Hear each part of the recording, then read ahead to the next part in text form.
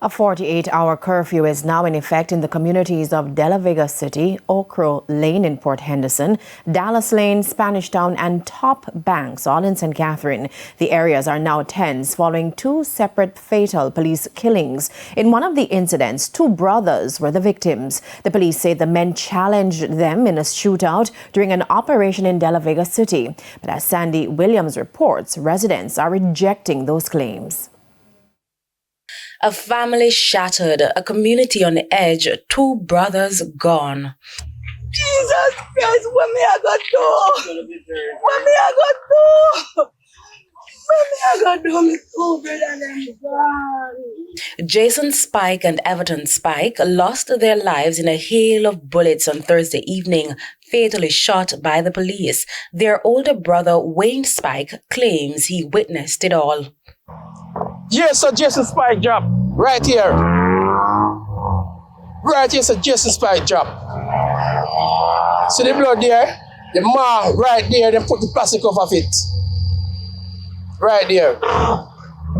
See, next one drop over here. See there?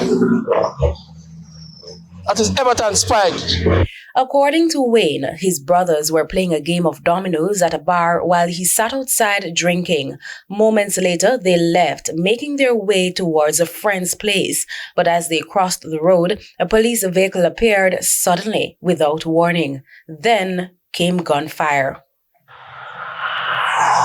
Right here, sir, I reach. Right here, sir. And I say, police, when I kill my brother for, and I see my brother laying down there, so that's one of Justice Spike in his now white jeans pants with a van. But I never see my next brother. See it? And the man say, boy, go back in the lane, go back in the lane. And a big gunshot of fire.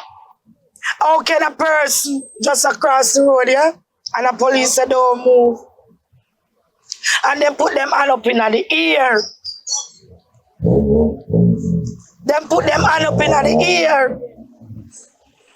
And them still shoot them and kill them. If a person have a firearm on them, and we as Jamaican people know that, and them have a firearm on them and the police are them a run and them a fire back shots.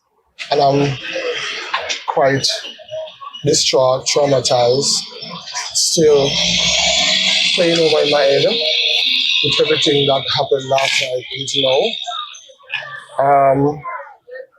I always see killing in and around Jamaica on the news and social media, and I never even dreamt or even think that it would reach at my doorstep. My brother is a carpenter. One of Everton Spike is a carpenter. Yeah. The one named Jesse Spike, he was security, but he means stop and do some construction work. Angry residents took to the streets Friday morning, blocking the road in protest against what they believe was an unjust killing.